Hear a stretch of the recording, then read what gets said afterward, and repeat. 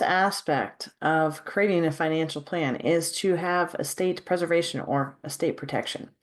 Now, this topic is one we don't always like to think about because it kind of people, I always joke and say if we talk about it, people think you're going to die. Like, it's not just about leaving a legacy, although that's part of it and what happens when you die, but it's also just about protecting your wealth and your family now. Okay.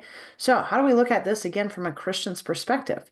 Well, I think if we goes right back to being a good steward, right? Being a good steward of what we have, we're also concerned about what could, any obstacles that we would face, things that could distract or take away, um, on lawsuits, whatever, right? Risk in protecting ourselves, our family, and our investments from that. So estate planning or estate preservation should include that as part of being a good steward. There's a couple scriptures that I really like on this too, and it kind of is to me in twofold.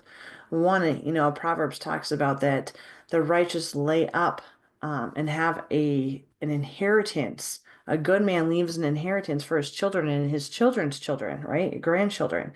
Well, there's a couple ways we can look at inheritance in this way. One, of course, I think it can apply to wealth, right? An actual tangible inheritance, a wealth. If we are not doing anything to protect that, it's not going to pass, right? So we need to make sure that we're protecting our legacy to pass it on, okay? Passing that on to the next generation. However, I also believe it goes even further than that. Psalms talks about the fear of the Lord is a legacy. So while it's important that we're passing and protecting our wealth to pass to the next, we're taking care of our family again, back to that verse in Timothy, by creating an estate plan, making sure that you're protected, your family's protected now, and if something happens to you, I think that's being a good steward and protecting that legacy, that inheritance to go on. But even more important is the faith legacy, okay? And what legacy are we passing on that way? That to me is more important than any financial sum or anything else that you could ever pass on. Is are you passing on that faith legacy?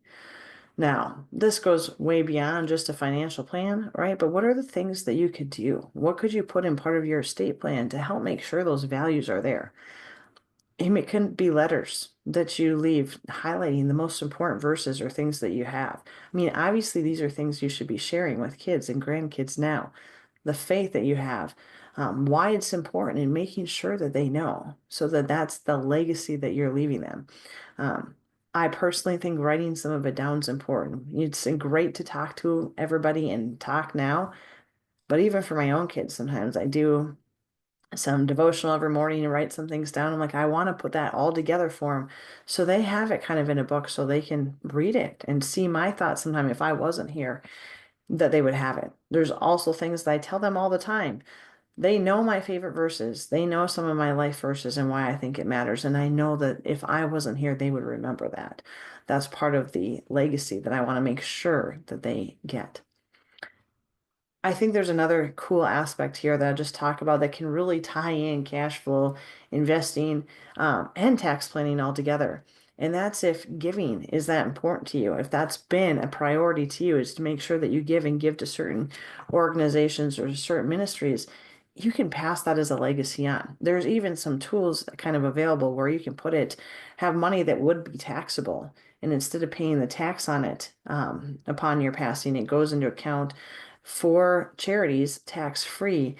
And you can even set it up where your kids or your grandkids have to give a certain percentage every year, either to charities that you've outlined or to ones that, you give them a job, find a different missionary every year to pass it on to. Anything like that. There's some cool tools that way too. So when we're talking about leaving a legacy, yes, it's protecting your wealth, doing estate planning to protect your wealth, protect your family now. That's being a good steward, protecting them if something happens to you, make sure that they're taken care of. Again, that's being a good steward and what God asks us to do. But we can go beyond it and leave a legacy of faith. And that's something I'm truly passionate about. And I hope you take that too. What are the things that you want to pass?